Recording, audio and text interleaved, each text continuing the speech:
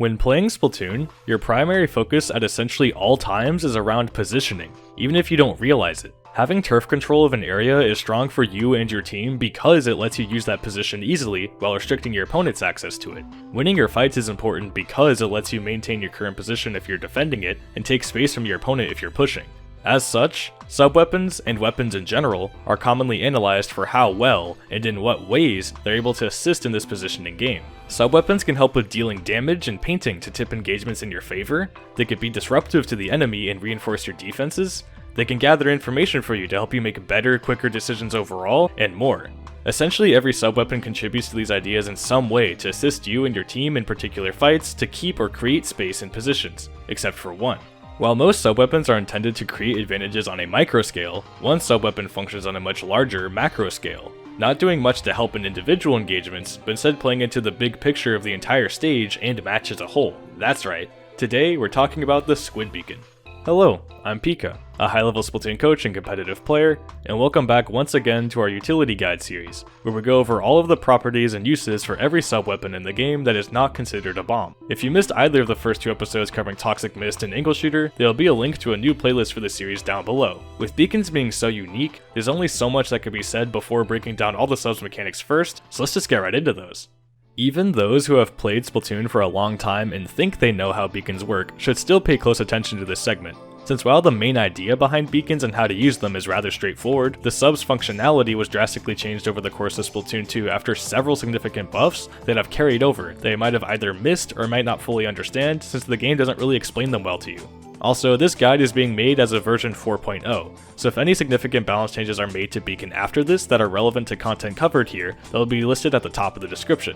To get started now, we gotta deploy a beacon first. Beacons cost 75% of your ink tank to place by default, giving them the most expensive ink cost for any sub in the game.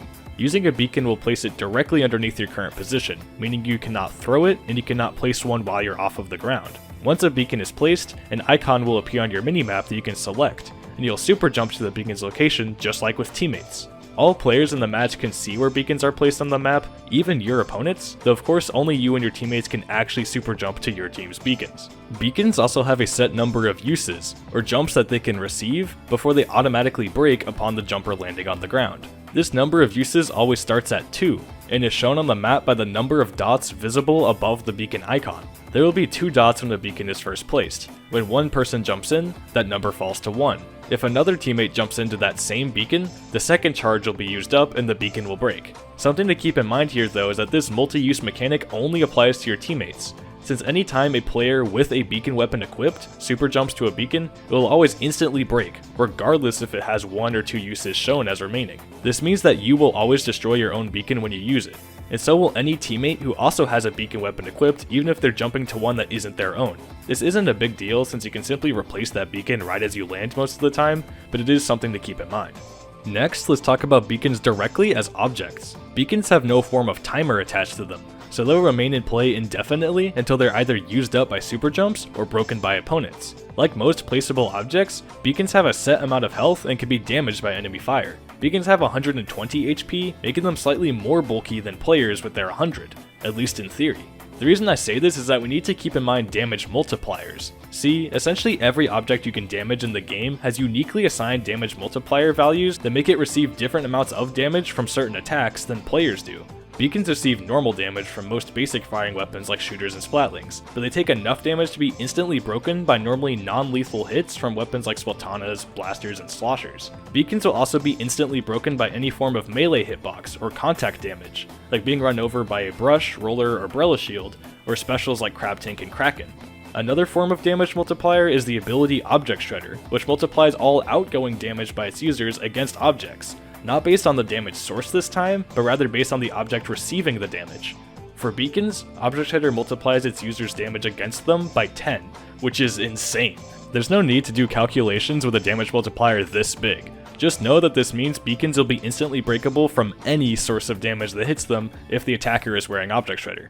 A few more quick notes on beacon as an object. Each beacon user can only have up to 3 of their own beacons active on the map at one time. If you attempt to place down another beacon when you already have 3 on the ground, you'll still place a new one. However, the beacon that's been down for the longest time before then will be automatically broken at the same time. Also, when you jump to a beacon normally, your super jump marker will be hidden even if you don't have stealth jump equipped, so enemies have no indication other than to look into the sky to know whether or not you're on your way. That is, at least until they break the beacon itself, since if you jump to a beacon and then it gets broken by an enemy while you're still in flight, they can then see your jump indicator where that beacon once was. While you're looking at your map preparing to jump to a beacon, pay some extra attention to the area around it, since beacons have another completely separate mechanic to them related to the map that they didn't originally. Any enemies within a certain distance from a beacon will have their location revealed to you exclusively on the map, with a little squid or octo icon appearing in the same way as it does when an enemy is damaged. There's no indication of this outside the map. No point sensor effect or thermal link effect or anything. You only get this extra information through your map. The best approximation for the radius from the beacon that they'll be revealed like this is about the same range as a slosher has, in all directions surrounding the beacon, and it even works through walls, so it covers a pretty respectable area. Last of the mechanics to cover are the effects of sub power-up, and thankfully this one's pretty simple. Sub power-up effectively grants a boosted amount of the quick super jump ability for any player who super jumps to your beacons. For example, 3 sub slots worth of sub power-up on your beacons effectively give an extra 1 main and 1 sub worth of quick super jump to speed up any jumps to any of your beacons. In this case, 9 ability points of sub power-up are translating to an extra 13 ability points of quick super jump. There's no consistent conversion here for how much effective quick super jump you get for any given amount of sub power, so resources like the Sendu.inc gear analyzer or Lean's game parameter doc are your best references if you're really curious about the numbers behind these, and I'll link both of those resources below. In my opinion, it's definitely worth running some sub power up on your beacons for how much it'll speed up your team as a whole. Anything from just a sub or 2 to about a main slot will do just fine. Told you you'd be surprised by how much there was to cover there. Now that we've fully grasped how beacons work, we can get into how to use them. Like I mentioned before, the general idea behind beacons is rather simple, and they play directly into the positioning discussion that I started this video off with. Super jumping in general is a core feature of the Splatoon series and plays a big part in keeping the gameplay fast-paced.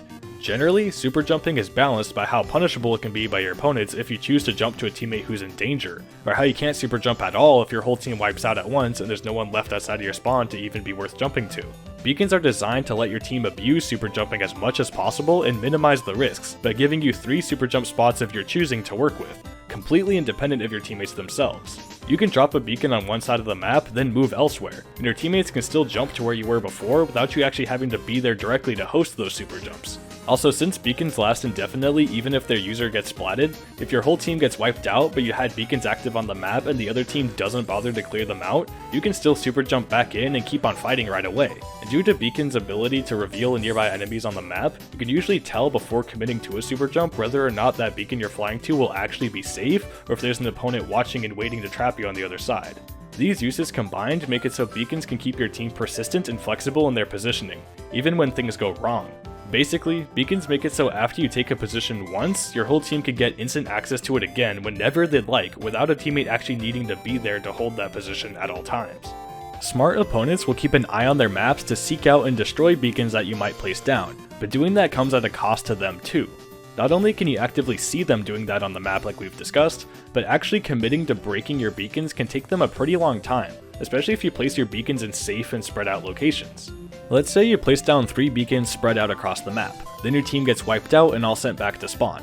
Now the other team has a choice. Do they take the time to clear out all of your beacons before they push forward, or do they ignore the beacons and try to quickly push and capitalize off their advantage? In either case, your team gets a response option to play off of. If they don't break your beacons, they can just jump right back into the map and keep fighting, or even flank behind them if they push ahead of your beacons and into your spawn. And if they do break your beacons, that means at least one of them had to spend several seconds running around the map like crazy, locating all the beacons and being sure no one jumped into them after they got broken. This slows down that player or players significantly, meaning that your team likely all respawned long before the other team actually gets all their players pushed forward enough to take over your spawn to begin with, giving your team plenty of time to take strong defensive positions and stage your retake. Beacons being able to always provide your team with quick positioning options is what makes them so strong for offensive playstyles and team compositions. And the current roster of beacon weapons as of this video consists entirely of ratty aggressive weapons like Neo Sploosh and Crack-On Roller, aggressively leaning supports like the custom Dually Squelcher and Tenebrella, and hybrids sitting right in the middle like Dapple Dually and the Splatana Wiper Deco. These weapons use beacons well on their own with how they want to stay on the move and be hard to pin down, being mobile enough to keep replacing beacons in various locations around the map as they keep moving and keeping the chaos going on forever.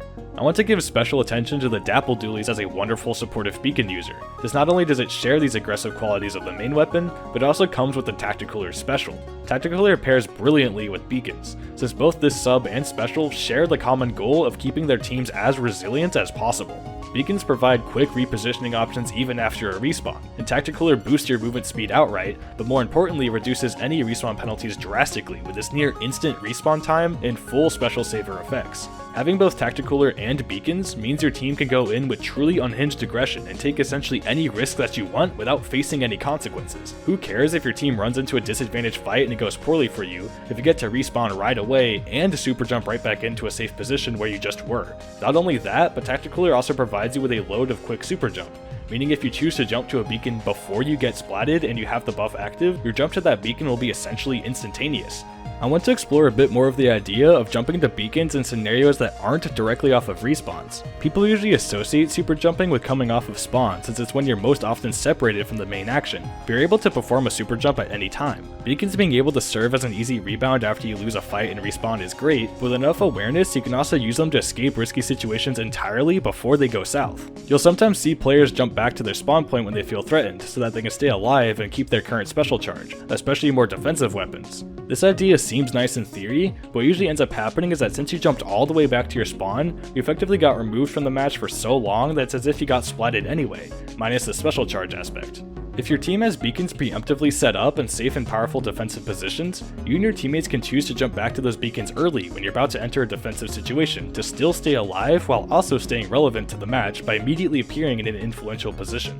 Although all current beacon weapons in the game are aggressive like we've discussed and would usually prefer to see a fight through to its conclusion, there are still moments where this can be useful for them. Most notably though, this way of using beacons to defensively reset your position works best with long range weapons, and if old Splatoon games are anything to go by, then it's only a matter of time before we get some long range options with beacons again. Standouts for this from the past are weapons like Splatoon 2's Ballpoint Splatling Nouveau and the custom E-Leader from both Splatoon 1 and 2, and regardless of if these exact weapons get beacons again, something like them most likely will.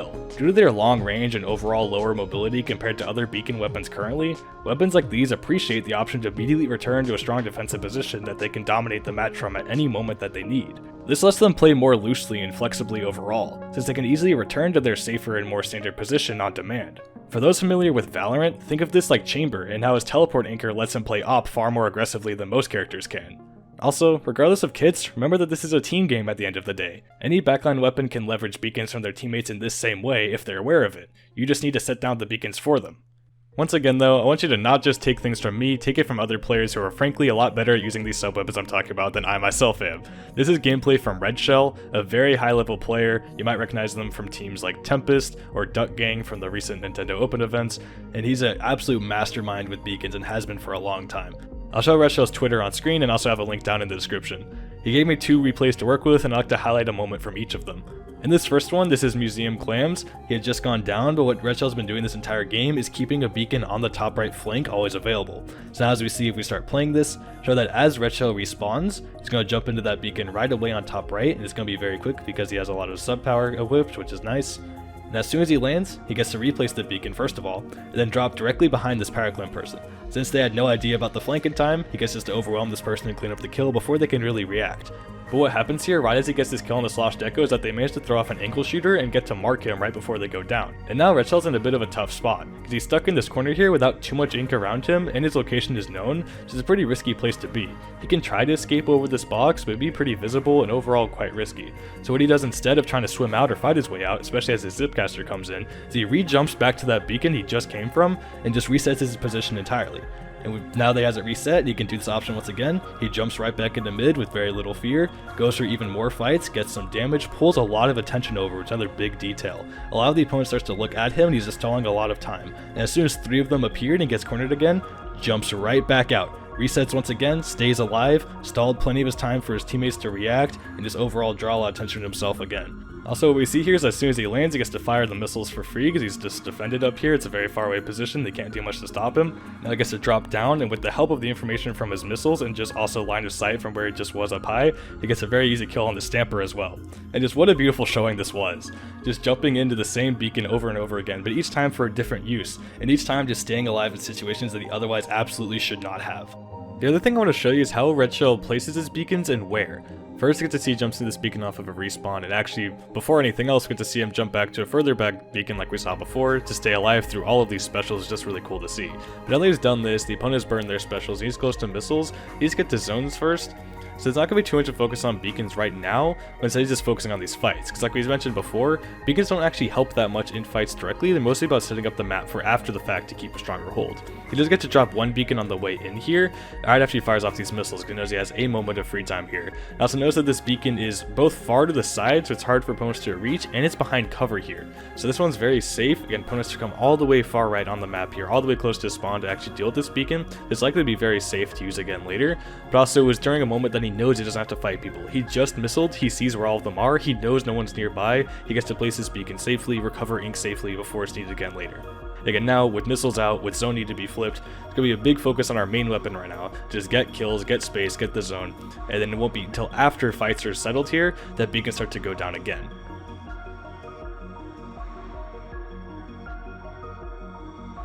And just like that, he gets 3 kills, gets to go have some fun in the spawn, realizes a little too far away and decides to back up. And now that again all of them are coming off respawn, he has a lot of map control, he knows he can chill for now. Now we get to see a beacon placed here, again behind cover, kind of in the open, it doesn't last long, it immediately gets shot. It was attempted to put behind cover and also just bought a bit of time. Near as well, just going to keep messing around.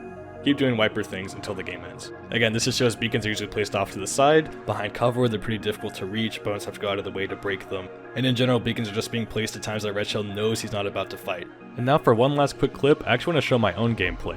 This is me playing Big Swig on Fonder Heights, so I'm not actually playing a beacon weapon myself, but a teammate of mine is. You see that they set up this beacon in the far right side, and like we said before, you can use beacons to see people on the map nearby. So what I do here is I keep flashing my map open to see people climbing up this wall, because this map reveal works through walls, it doesn't need line of sight, so I can see where these people trying to climb this wall are coming from, and because Big Swig plays so well around elevation, around walls, I can hit a lot of fall off shots on enemies on the other side. I use this information to guide where I'm sending my flicks. You see that I keep raining down damage on these people until I get 1 kill and scare the other person to where they jump away and retreat, and basically just win this entire fight off of this information alone.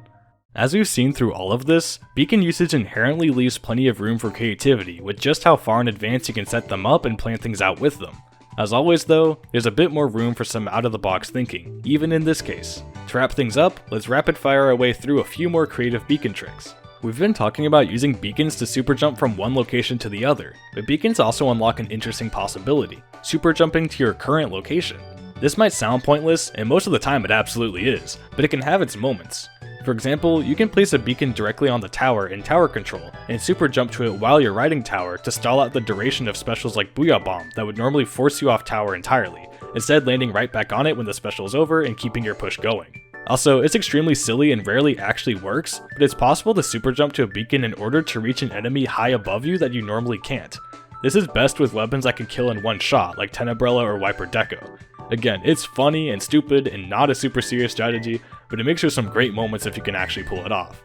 Another trick, if you want to call it that, is playing off beacons themselves, not necessarily actually using them. Since opponents are incentivized to break any beacons that they see, people will shoot beacons that they see reflexively without thinking much about it. We can punish this habit in certain situations by putting a beacon out in the open, intentionally waiting for enemies to shoot it, and then getting an ambush on them while they're distracted by that beacon. This shouldn't be a go-to strategy, but if you see that your opponent focuses heavily on clearing out your beacons, this could be a way to bait them and further develop mind games around the way you're using your beacons.